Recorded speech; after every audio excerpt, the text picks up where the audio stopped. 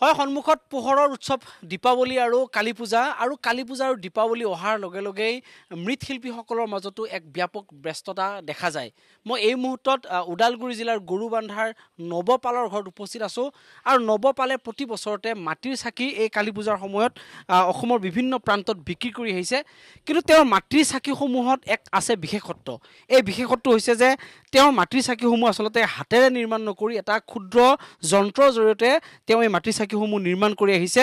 আৰু মই সহযোগী ভিডিঅ' জাৰ্নেলিষ্ট গিৰিনাভাক মই দেখুৱাবৰ কাৰণে অনুৰোধ কৰিছোঁ। আৰু মোৰ হাতত আছে এইটো এটা বিশেষ মাটিৰ চাকি, যিটো আচলতে খুব ধুনীয়া এটা সুন্দৰভাৱে নিৰ্মাণ কৰা এইটো মাটিৰ চাকি। এটা বিশেষ ফাৰ্মত এই মাটিৰ চাকিটো নিৰ্মাণ কৰে আৰু এই মাটিৰ চাকি প্ৰায় এইবাৰ 2 লাখতকৈ অধিক মাটিৰ চাকি এইবাৰ কেৱল দীপাৱলীৰ কাৰণে নিৰ্মাণ কৰিছে নৱপালে। আৰু এই নৱপালৰ এই মাটিৰ চাকিসমূহ মংগলদৈ, গুৱাহাটীৰ উপৰিও লখিমপুৰ, ধেমাজি জিলালৈকেও ৰপ্তানি কৰা হয়। মোৰ সহযোগী ভিডিঅ' জাৰ্নেলিষ্ট গিৰিনাভাই দেখুৱাইছে, চাওক এইগৰাকী হৈছে নৱপাল আৰু নৱপালৰ হাতত এয়া দেখা গৈছে যে বিশেষভাৱে নিৰ্মিত এইটো মাটিৰ চাকি। আৰু এই মাটিৰ চাকি এতিয়া বহুল সমাদৰ লাভ কৰিবৰ কাৰণে সক্ষম হৈছে অসমৰ বিভিন্ন প্ৰান্তত।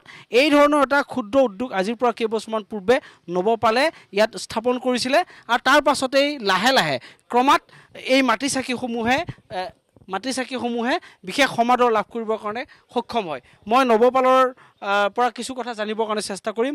আপুনি কিমান বছৰ আগতে এই ক্ষুদ্ৰ উদ্যোগটো আপুনি ইয়াত স্থাপন কৰিছিল?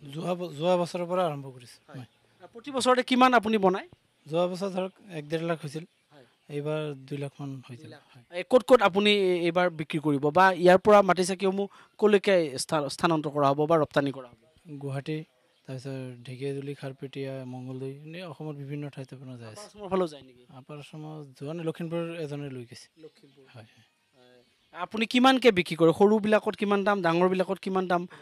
1.5 টকা, 2 টকা, 2.5 টকা সেনেকুৱা চিষ্টেম হয়, পাইকাৰী চিষ্টেম। আপোনাৰ কিমান লাভ হয় বুলি ভাবে বা কিমান আপুনি বছৰটোত? পাৰ পিছত 10 পইচামান সেনেকৈ সিহঁতে কিবা এটা থাকে আৰু। তথাপি কিমান আৰ্নিং হয় বুলি ভাবে? সেইটো এতিয়াও লাভৱান পোৱা নাই, কাৰণ আপুনি 2 লাখ চাকি যেতিয়া বিক্ৰী কৰিব আপুনি মোটামুটি কিমান টকা আপুনি পাব? লাভটোৰ কথা মই বাদ দিলোঁ বাৰু। ধৰক এনে 1.5 টকাকৈ বিক্ৰী হয় পাৰ পিচ। তাৰপিছত খৰচ আছে, ইয়াতে বনোৱা হাজিৰা আছে, তাৰপিছত কিবা ৰং খৰচ আছে, এনেকৈ বহুত। মাটিবিলাক ক'ৰ পৰা আনে? মাটিটো আপোনাৰ বৰবাগানৰ পৰা। মাটিও কিনি আনিব লাগে? হয়, মাটিও কিনি আনো। কিমানকৈ মাটিবিলাক কিনি আনে, কি চিষ্টেম? ট্ৰেক্টৰ 1800 টকা, 2000 টকা ট্ৰেক্টৰ হিচাপত কিনি। হয় হয়, নিশ্চিতভাৱে যথেষ্ট খৰচ আছে। তথাপিও কিন্তু এই মাটিৰ চাকিসমূহ যিহেতুকে অপৰিহাৰ্য, বিশেষকৈ দেৱালী আৰু কালী পূজাত মাটিৰ চাকিত চাকি বন্তি জ্বলাবই লাগিব। ই এক পৰম্পৰাগত, ই এক নিয়ম, ধৰ্মীয় এক ৰীতি নীতি। গতিকে সেইকাৰণে আচলতে মাটিৰ চাকিসমূহৰ সমাদৰ বিশেষভাৱে পোৱা যায়, বিশেষকৈ কালী পূজা আৰু দীপাৱলীৰ সময়ত। এগৰাকী স্থানীয় ক্ৰেতা আছে, মই তেওঁৰ পৰা জানিবৰ কাৰণে চেষ্টা কৰিম। নিশ্চিতভাৱে আপুনি নিশ্চয় মাটিৰ চাকি নিব?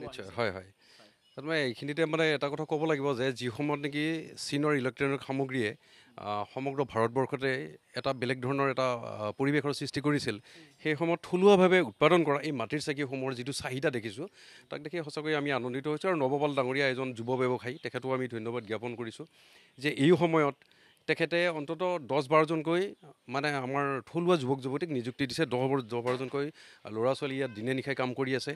আৰু সেইটো কৰ্মসংস্থাপন দিয়াৰ উপৰিও আমাৰ এই অঞ্চলত যিহেতু তেখেতে এই মাটিৰ চাকিটি উৎপাদন কৰি এই অঞ্চলৰ পৰা অসমৰ বিভিন্ন ঠাইলৈ আমি দেখিছোঁ যে ধেমাজি, চিলাপথাৰ, লখিমপুৰ, তাৰপিছত তেজপুৰ, গুৱাহাটী, তাৰপিছত অসমৰ বিভিন্ন ঠাইত, অসমৰ প্ৰায়বোৰ ঠাইলৈকে ইয়াৰ পৰা এই যে পেকিং কৰি থৈছে, এই পেকিংসমূহ তেখেতে আজি 4-5 দিন ধৰি পঠোৱা আৰম্ভ কৰিছে।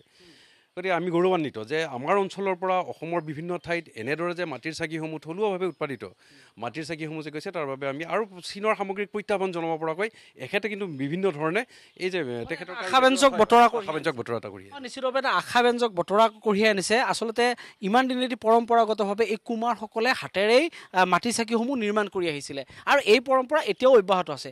তাৰ মাজতেই কিন্তু যি এক নতুন ৰীতি নীতিৰে বা এটা ক্ষুদ্ৰ যন্ত্ৰৰে এই মাটিৰ চাকিসমূহ যে নিৰ্মাণ কৰিছে, ই নিশ্চিতভাৱে এক আশাব্যঞ্জক বতৰা বুলি ক'ব লাগিব। কাৰণ অতি কম সময়ৰ ভিতৰত হাজাৰ হাজাৰ এই ধৰণৰ মাটিৰ চাকি নিৰ্মাণ কৰি উলিয়াব পাৰে আৰু অতি লাভজনক ব্যৱসায় বুলি ক'ব লাগিব। এয়া চাওক, কিছুমান ইয়াত সজাই থৈছে এনেকৈ, আৰু এইবিলাক কম সময়ৰ ভিতৰতে বিভিন্ন প্ৰান্তলৈকে এই মাটিৰ চাকিসমূহ লৈ যোৱা হ'ব। সঁচাকৈ ক'ব লাগিব যে এই দীপাৱলীৰ সময়ত বা কালী পূজাৰ সময়ত এই নৱপালে নিশ্চিতভাৱে এই অঞ্চললৈ এটা আশাৰ বতৰা কঢ়িয়াই আনিছে আৰু নিশ্চিতভাৱে এই মাটি চাকিয়ে চীনৰ পৰা যিসমূহ বস্তু আহিছে বা আমদানি হৈছে সেই সামগ্ৰীসমূহ নিশ্চিতভাৱে প্ৰত্যাহ্বান ৰূপে থিয় দিব পাৰিব বুলি নিশ্চিতভাৱে ক'ব পাৰি।